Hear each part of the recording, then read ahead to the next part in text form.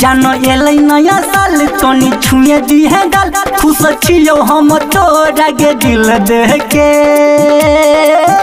जानो एलै नया साल तोनी छुए दी है गाल खुश छियो हम तोरा के दिल देख के।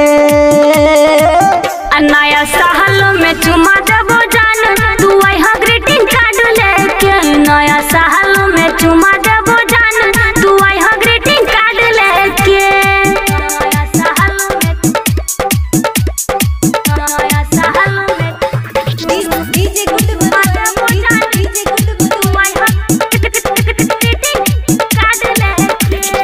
सब अपना लोभर के दै छै गे बधाई हमरा नै सहै छो जान तोहर जुदाई तोहर जुदाई। तोरा ले गिफ्ट हम रखने छियो यार रे आब छियो मेरे कनी हो दही अनहार रे हो दही अनहार रे। आगो दिल छै दीवाना ई त खोजै छै रोजाना तोहर पोसल धन हमर कहियो नै ठेके। नया साल में चुमा देबो जान तू आई हा ग्रीटिंग कार्ड लेके।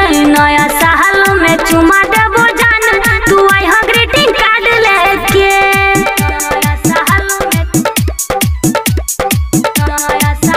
में डीजे गुड तू आई हा ग्रीटिंग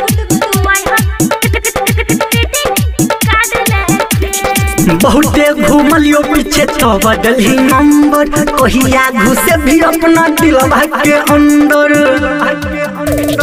सरसों के खेत एबो घर से अपना बहरे मन भरला सार ले है नया हमर घर घरे।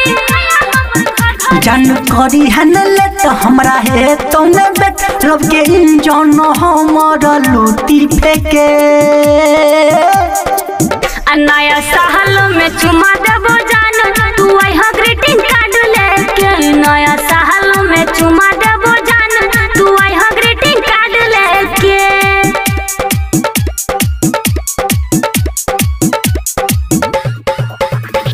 DJ good Madhubani DJ good Madhubani.